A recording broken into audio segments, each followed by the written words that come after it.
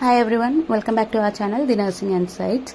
Today we are going to discuss the 5 minutes nursing series, and the topic is of parenteral administration of drugs, nothing but types of injections we'll see at the bedside setup. So let's start.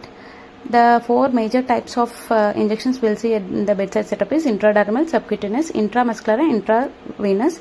Other than this, there are other parenteral administration routes too. We all know intraspinal, intrathecal, all these come under parenteral drug administration routes.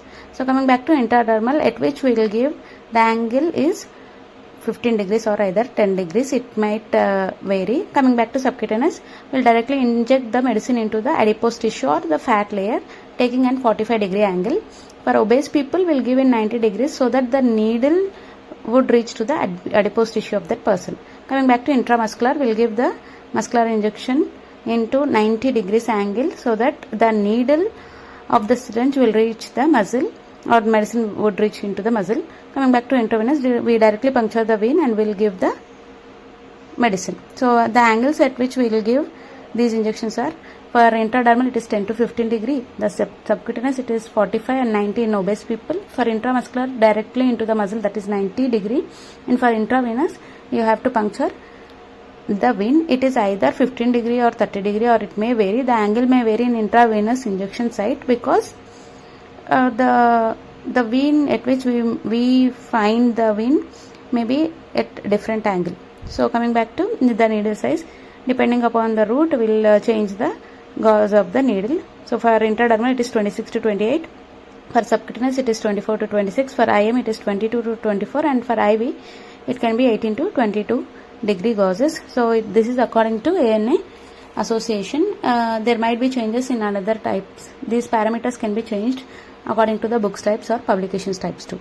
So you have to remember this. For IM we should choose longer needle, for subcutaneous we have to choose medium, and for remember this always, the smaller number the bigger needle. So if the gauge is smaller, then you should know that the needle will be bigger.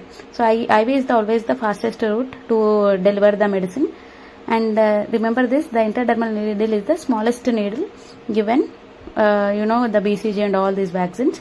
So you have to pick this all. They can be useful. This is also useful for students, that you have to know that basics, that in IM we will use longer needle and ID it is the smallest needle. For subcutaneous we will go for using the smallest needle. So remember, the length of the needle should be half inch, half to 3/4 inch, half 1 to 1.5 inch, and the IV it depends depending upon the investigation or the operation we are performing on the patient.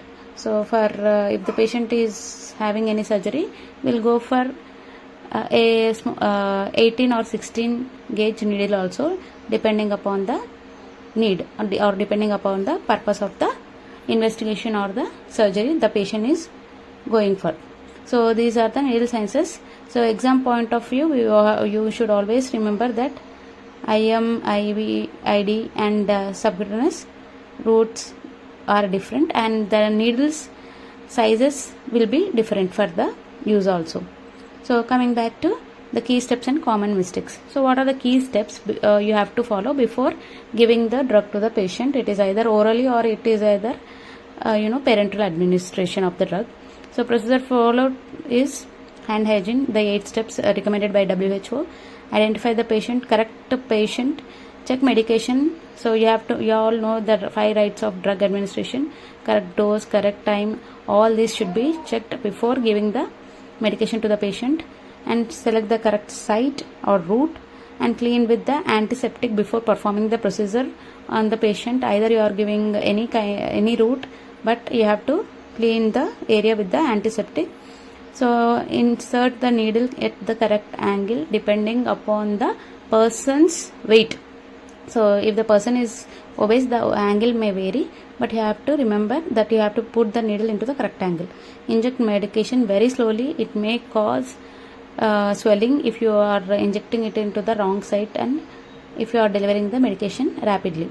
Withdraw and apply pressure. After removing the needle from the site, you have to put the pressure so that there won't be any leakage of the medicine, or there won't be any congestion.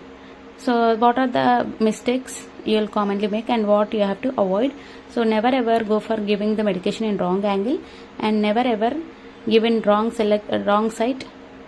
You always use aseptic technique.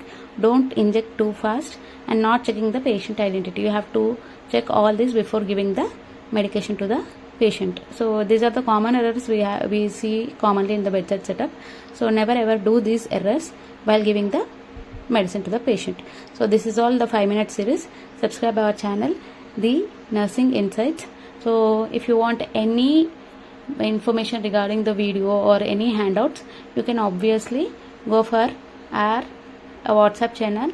There will be a WhatsApp link provided in the comment section. You have to click that WhatsApp and join our group, so that you will get all these kinds of information, and you can obviously ask for the PDFs and handouts I will be giving in the WhatsApp group. Okay.